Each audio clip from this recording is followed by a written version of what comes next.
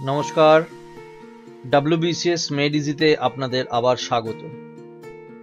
আজকে আমাদের টপিক হলো how to choose optional subject in main exam for WBCS group A and B, অর্থাৎ কিভাবে আমরা অপশনাল সাবজেক্ট বাছব। আপনারা জানেন গ্রুপ এ অ্যান্ড বি তে কম্পিট করার জন্য একটি অপশনাল সাবজেক্ট বাছতে হবে যার দুটো পেপার একই দিনে অনুষ্ঠিত হবে। প্রথম হাফে ফার্স্ট পেপার 200 নম্বরের যেটি ডেসক্রিপটিভ, এবং দ্বিতীয় পেপার সেকেন্ড হাফে যেটি ডেসক্রিপটিভ, এবং এই দুটো পেপারের কোশ্চেনই হবে ইংলিশে। যদিও আপনি বাংলায় বা ইংলিশে বা কয়েকটা ক্ষেত্রে নেপালিতে উত্তর করতে পারবেন। WBCS পরীক্ষার ক্ষেত্রে পাবলিক সার্ভিস কমিশন 37টি অপশনাল সাবজেক্টের লিস্ট বের করেছেন, যেটি আপনাদের সামনে আছে। এগুলো হলো Bangla, Hindi, Sanskrit, English, Pali, Arabic, Persian, French, Urdu, Santali. এই কটি অর্থাৎ এই 10টি লিটারেচার, সাহিত্য। এছাড়া আছে comparative literature, agriculture, animal husbandry and veterinary science, anthropology,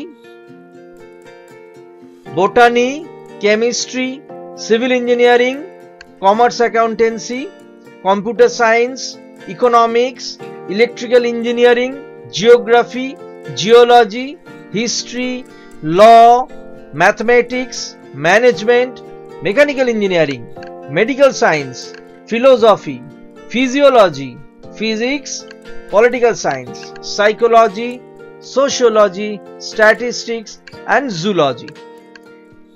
এই 37টি সাবজেক্টের মধ্যে আপনি অপশনালটি বাছবেন কি করে? দেখুন, অপশনালের ক্ষেত্রে অনেকের ঝোঁক থাকে। বন্ধুরা কিছু একটা নিচ্ছে, সুতরাং আপনি নিয়ে নিলেন। কেউ কিছু একটা বলল, আপনি সেটাকে ফলো করলেন। ইন্টারনেট ঘেটে একরকম ভাবে ইনফ্লুয়েসড হলেন। তবে ব্যালেন্সড ওয়েতে থাকার জন্য আমি আপনাকে বলে দিচ্ছি যে বেশ কয়েকটি উপায় অবলম্বন করতে হবে। তার মধ্যে সবচেয়ে বড় যে ব্যাপারটা সেটা হচ্ছে অ্যাভেলেবিলিটি অফ স্টাডি মেটেরিয়াল। দেখুন, সব স্টাডি মেটেরিয়াল আপনি তৈরি করতে পারবেন না। যদি WBCS পরীক্ষায় বছর খানেক বা মাস 10 আগে প্রিপারেশন শুরু করেন, যেহেতু পরীক্ষা অনেক দূরে, আপনার তখন নোট ইত্যাদি তৈরি করতে অনেক ভালো লাগবে। কিন্তু কদিন যাওয়ার পরই যখন পরীক্ষা আস্তে আস্তে সামনে চলে আসবে, দেখবেন 10 ভাগের 2 ভাগও নোট তৈরি হয়নি। তখন কিন্তু আপনার একটা স্টাডি মেটেরিয়াল, ভালো স্টাডি মেটেরিয়ালের দরকার পড়বে। সেই সহজলভ্য যোগানটি আছে কিনা একবার দেখে নেবেন, কারণ এটা না থাকলে তখন খুব বিপদে পড়বেন। তারপর দেখতে হবে আপনাকে যে সাবজেক্টটা স্কোরিং কিনা। স্কোরিং মানে কি জিনিস? স্কোরিং মানে হলো অল্প সময় পড়ে বেশি মার্কস স্কোর করা যায় কিনা। এখন WBCS পরীক্ষার স্ট্র্যাটেজি দেখতে গেলে যদি 220, 240 বা 260 তোলা যায় 400-তে, তাহলে কিন্তু খুব ভালো আপনি মার্কস তুলতে পারছেন। এবার সব সাবজেক্টে সমান মার্কস কিন্তু সবাই তুলতে পারে না। এরপরে চলে আসা যাক ইন্টারেস্ট আছে কিনা। সকলের সব সাবজেক্টের প্রতি কিন্তু ইন্টারেস্ট থাকে না।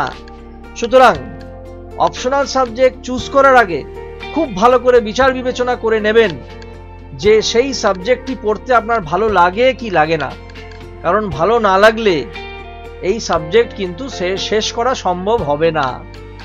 সে যতই আপনার প্রিয় পাত্র, প্রিয় বন্ধু বা কোনো স্যার বা কেউ গাইড করে থাকুন, আপনার যাতে ভালো মার্কস ওঠে সেই জন্য সেই সাবজেক্টটি নেওয়া উচিত যাতে আপনার ইন্টারেস্ট আছে এবং যাতে আপনার অ্যাপটিটিউডও আছে, অর্থাৎ স্বাভাবিক প্রবণতা। যেমন ধরুন ইতিহাস পড়তে হয়তো অনেকেরই ভালো লাগে, কিন্তু ওই সাল, তারিখ বা বিভিন্ন সংখ্যা, ক্রোনোলজিক্যাল ইভেন্টস, এই জিনিসগুলো মুখস্থ করতে অনেকেরই ভালো লাগে না। সুতরাং ইন্টারেস্ট থাকলেও অ্যাপটিটিউড কিন্তু নেই। সেক্ষেত্রে সাবজেক্টটা নেওয়ার আগে আরো 10 বার চিন্তা করা উচিত। এরপর দেখা যাক সিলেবাস কতটা বড়।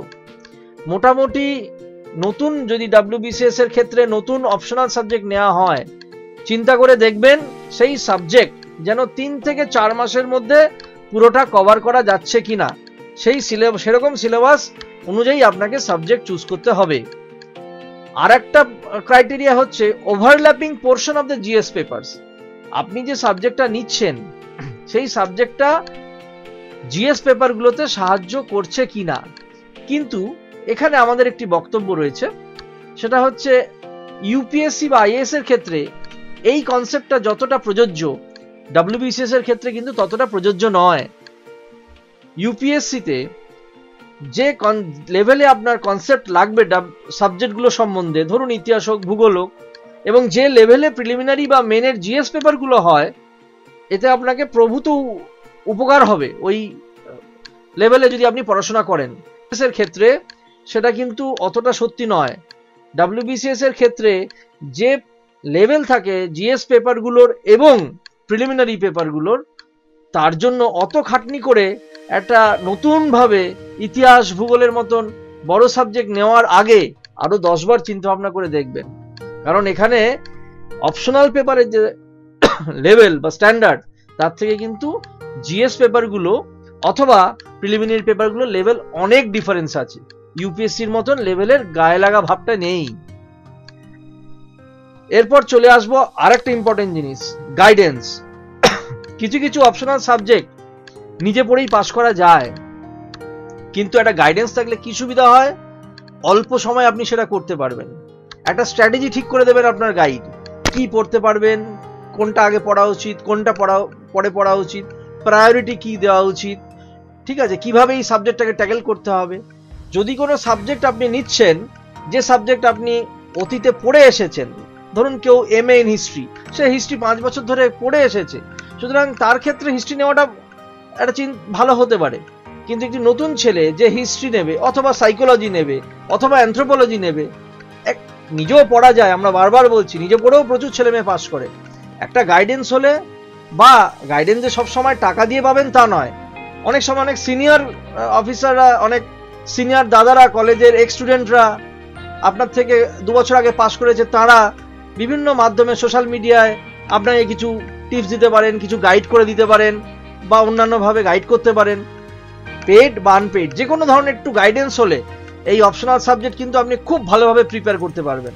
আর অপশনাল সাবজেক্ট প্রিপেয়ার করার জন্য যেটা আপনাকে করতে হবে, সেটা হচ্ছে চুজ করার জন্য রাদার যেটা আপনাকে করতে হবে, সেটা হচ্ছে বিগত কয়েক বছরের কোয়েশ্চেন পেপার, যে 3-4টে সাবজেক্টের মধ্যে আপনি ভাবছেন চুজ করবেন, সেই 3-4টে সাবজেক্টের প্রিভিয়াস ইয়ারের কোয়েশ্চেন পেপার আপনি ডাউনলোড করুন।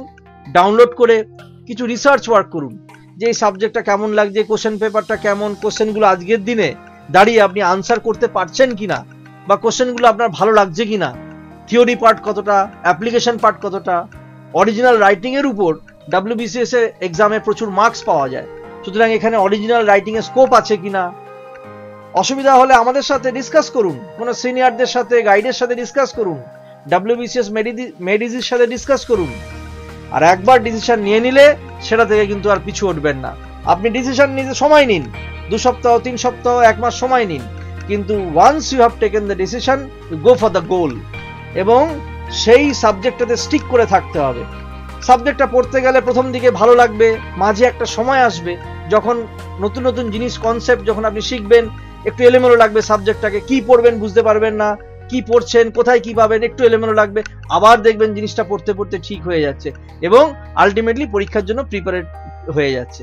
আর একটা জিনিস দরকার এই প্রিপারেশনের জন্য, সেটা হচ্ছে রেগুলার রাইটিং প্র্যাকটিস। যেখানেই পড়ুন, যাই করুন, নিজে পড়ুন, গাইডেন্স নিন, রেগুলার যদি রাইটিং প্র্যাকটিস না করেন, ডব্লিউবিসিএস এর অপশনাল পেপারে কিন্তু খুব বেশি মার্কস ওঠা যায় না। কারণ ওখানে গিয়ে দেখবেন আপনি জানেন অনেক, লিখতে হচ্ছে কম সময়ের মধ্যে। আশা করি এই ভিডিওটি আপনাদের ভালো লাগলো। যদি ভালো লাগে আপনি আমাদের এই ফেসবুক পেজে লাইক করবেন এবং আমাদের অন্যান্য ভিডিওগুলো দেখবেন, শেয়ার করবেন। অশেষ ধন্যবাদ, থ্যাংক ইউ।